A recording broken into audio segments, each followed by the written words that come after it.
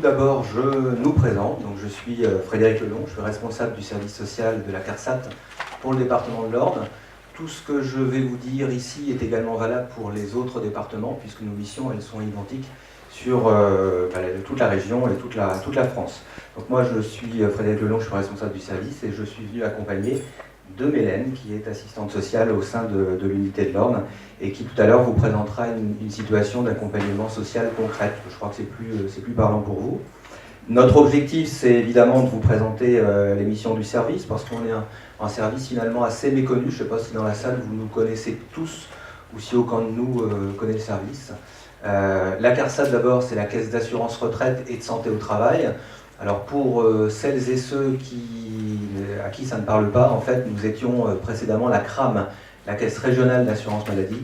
Et puis en 2010, il y a eu une loi qui s'appelle la loi HPST, que vous connaissez sans doute, qui a modifié certaines activités de la CRAM et qui nous a conduit à changer notre acronyme. Donc nous sommes en service social régional, spécialisé santé de l'assurance maladie, mais totalement indépendant des caisses primaires. Alors je le dis parce que je pense que souvent on parle de nous auprès de vous en parlant de l'assistante sociale de la caisse primaire. En l'occurrence, c'est nous, il n'y a pas de service social au sein des CPN. Le service social spécialisé santé, il est rattaché à la CRAM de Normandie, dont le siège est à Rouen. Alors le public qu'on accompagne sont tous les assurés et tous les ayants droit qui sont confrontés à une problématique de santé, quel que soit l'âge, quelle que soit la situation socio-administrative.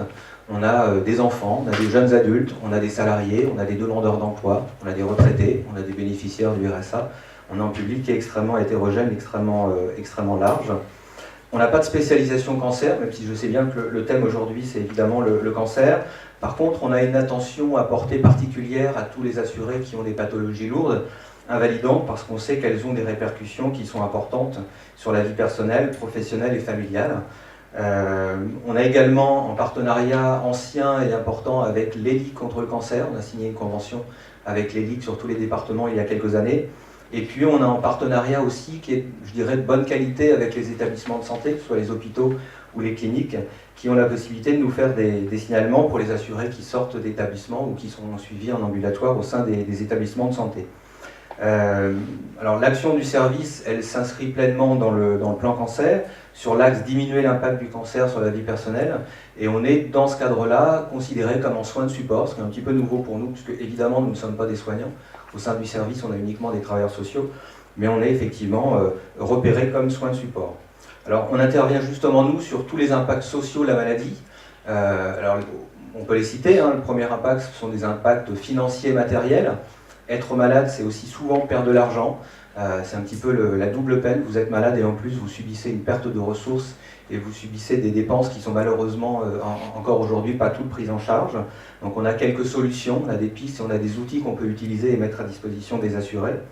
On intervient aussi sur les impacts familiaux, parce qu'on parle beaucoup du malade, on l'a dit ce matin. La maladie, c'est aussi un choc et même un séisme pour l'ensemble de la cellule familiale qui est complètement bouleversée avec les rôles des uns et des autres qui sont modifiés. Donc là aussi, les assistantes sociales de mon équipe interviennent et proposent des solutions pour essayer de retrouver un équilibre au sein de la cellule familiale.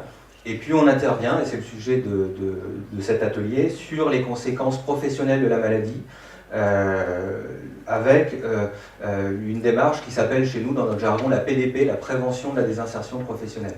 Alors la bonne nouvelle, ce que nous on constate aujourd'hui au sein du service social de la CARSAT, c'est que, alors qu'il y a quelques années, avoir un cancer, c'était plus ou moins synonyme de fin de l'activité professionnelle, aujourd'hui c'est plus vrai. Cependant, ça reste une pathologie lourde, avec des traitements qui sont importants. On a eu beaucoup de présentations ce matin, et vous le savez mieux que moi, avec des répercussions qui sont importantes sur le retour ou sur le maintien en emploi. Et là, effectivement, on a une mission de maintien en emploi et d'accompagnement de ce public. Alors c'est une intervention qu'on ne mène pas seul, on travaille dans une logique de partenariat avec différentes structures. On peut citer la MDPH, la Maison départementale de la personne handicapée. On peut citer les services de santé au travail, avec qui on travaille beaucoup, les médecins du travail, les infirmières. Et puis les SAMET, que vous connaissez peut-être un petit peu moins, qui sont des cellules chargées du maintien dans l'emploi au sein des entreprises et qui interviennent directement auprès des employeurs. Alors, je vais rapidement passer la parole à Mélène, peut-être dire quelques mots. Un constat d'abord, un assuré sur 3 aujourd'hui perd son emploi dans les 2 ans qui suivent le diagnostic de cancer. Pourtant, ce n'est pas une fatalité, il y a réellement des solutions. avec un mot-clé aujourd'hui pour nous, c'est la précocité. C'est-à-dire qu'aujourd'hui, les chances de réussite autour du retour à l'emploi, elles dépendent de la qualité de la prise en charge, mais aussi de la précocité de la prise en charge. Ça veut dire qu'il faut envisager le retour à l'emploi dès les premières semaines et dès les premiers mois de la maladie, et non pas attendre que la prise en charge et que l'arrêt de travail se termine. Donc l'anticipation, garder le contact avec l'entreprise.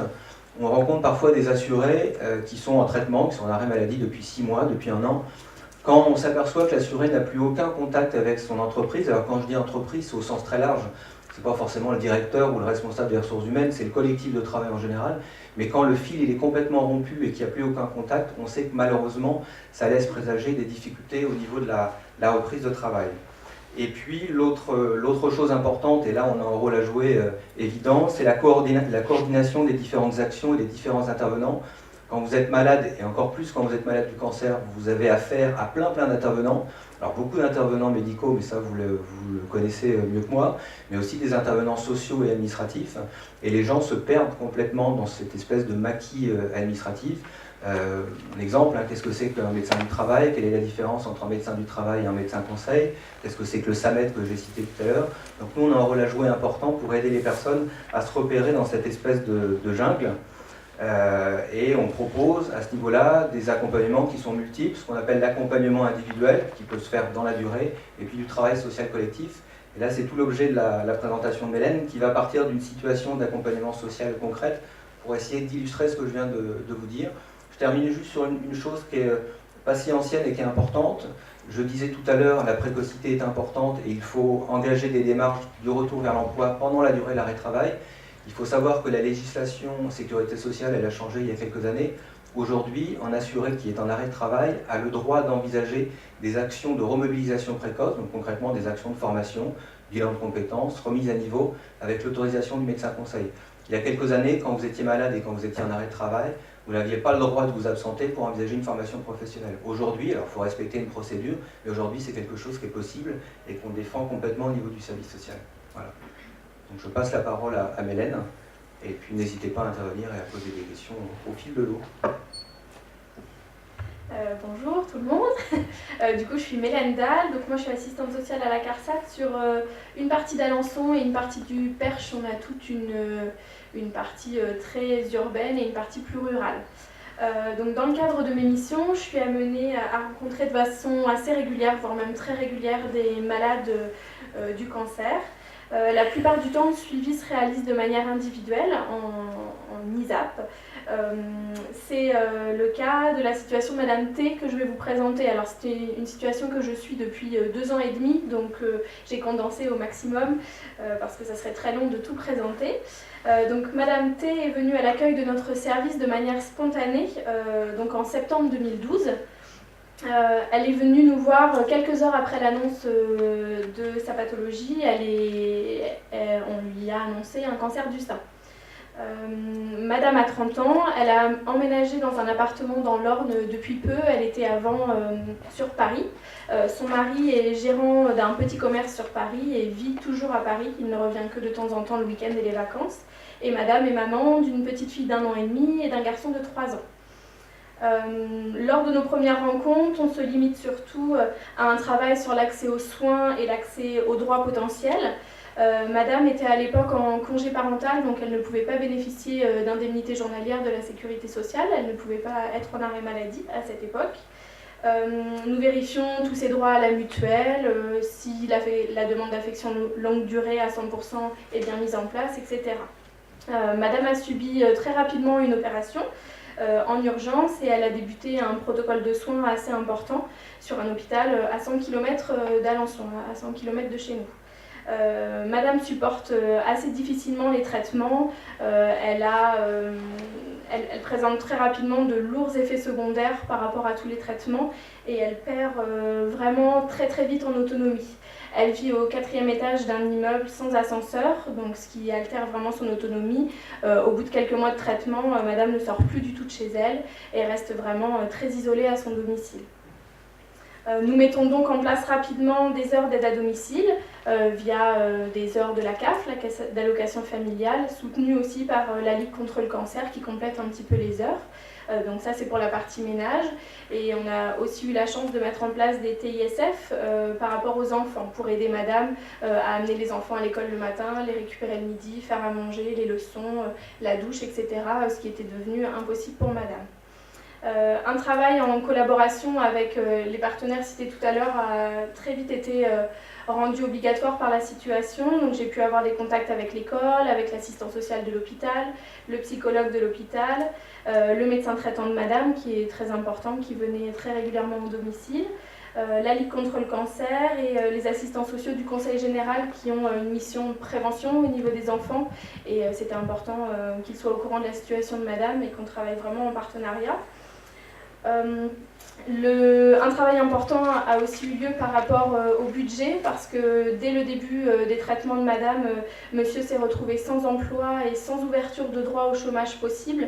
Donc la famille de 4 vivait uniquement avec les allocations familiales et le congé parental de madame, donc avec moins de 800 € par mois, donc 800 € pour 4, ça fait pas beaucoup. Donc à nouveau on a travaillé avec les mêmes partenaires, le Conseil général, la CAF, la Ligue contre le cancer, pour aider au règlement des factures.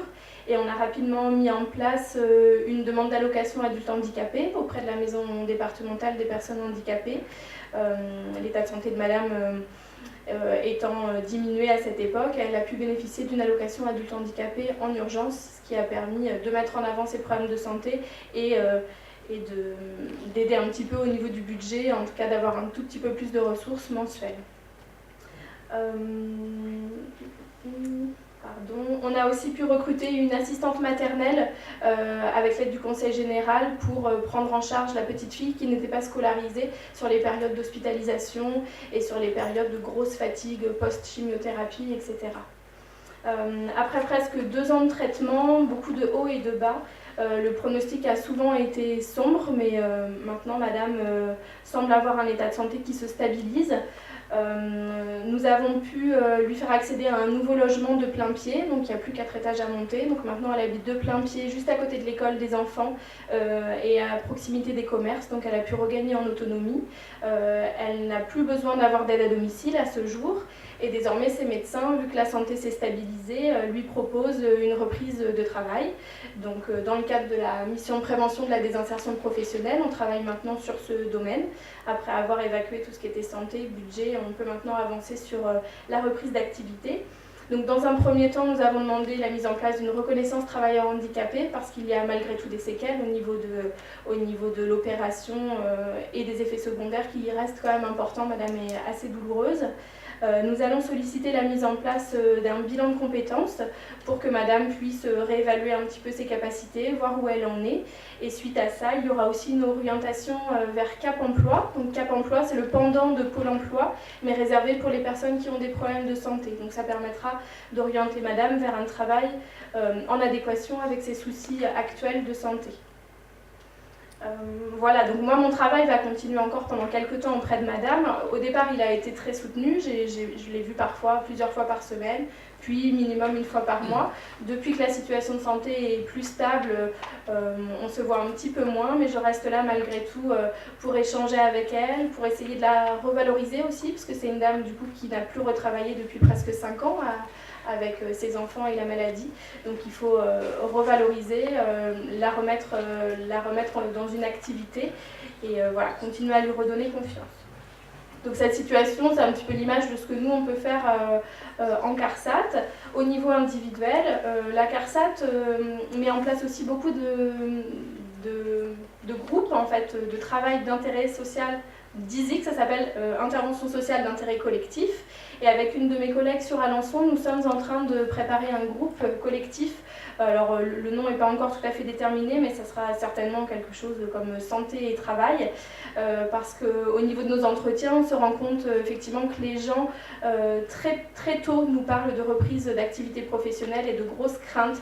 Ils ont un petit peu l'impression que la maladie les met sur un siège éjectable, qu'ils vont revenir au boulot et qu'à la première bévue ou au premier coup de fatigue, les employeurs vont en profiter pour les mettre dehors. Il y a aussi ce sentiment d'isolement dont on parlait ce matin. Les gens effectivement sortent d'un protocole très très lourd, ils voient leur médecin très régulièrement, il y a des aides à domicile, il y a des travailleuses familiales, il y a les infirmières, et puis quand les traitements s'arrêtent, il n'y a plus personne.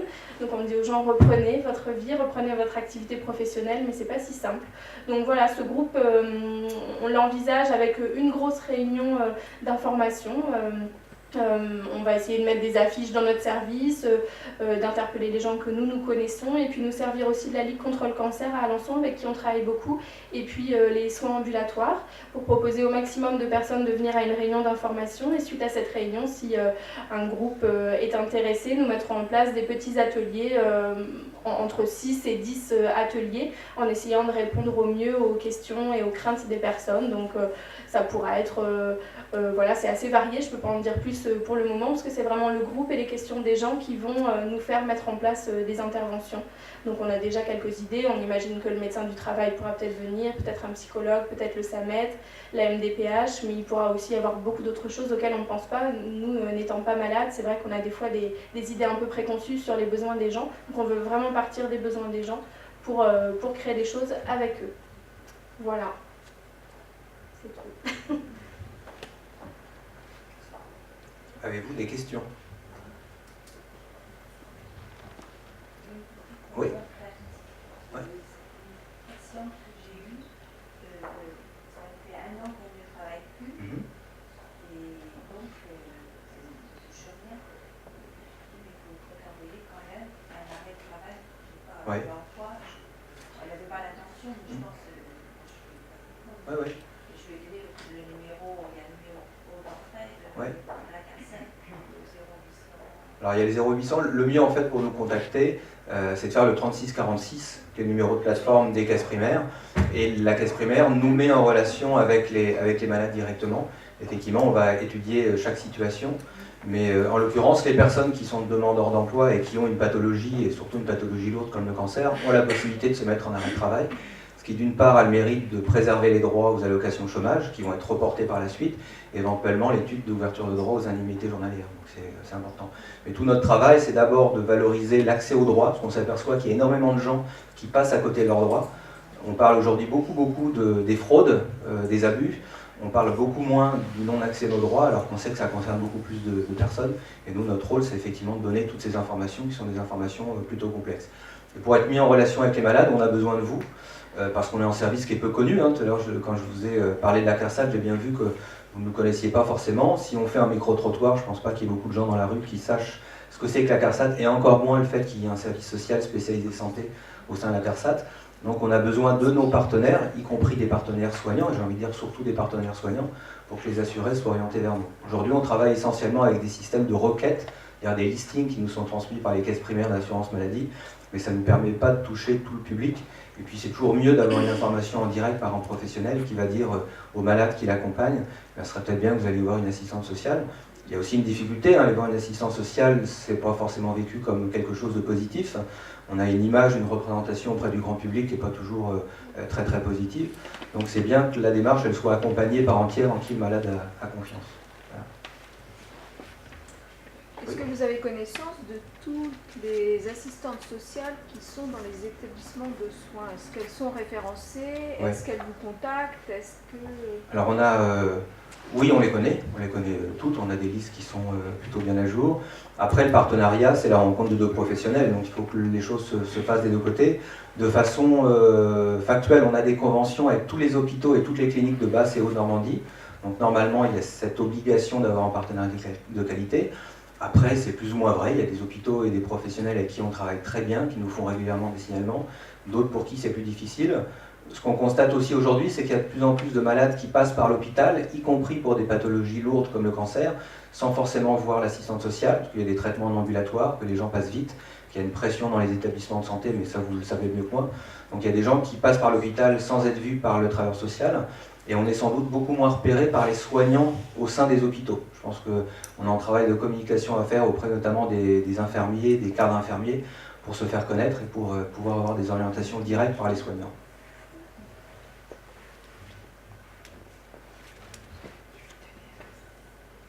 Et on va vous laisser la place. Puis on reste à votre disposition après la séance, notamment pour les documents.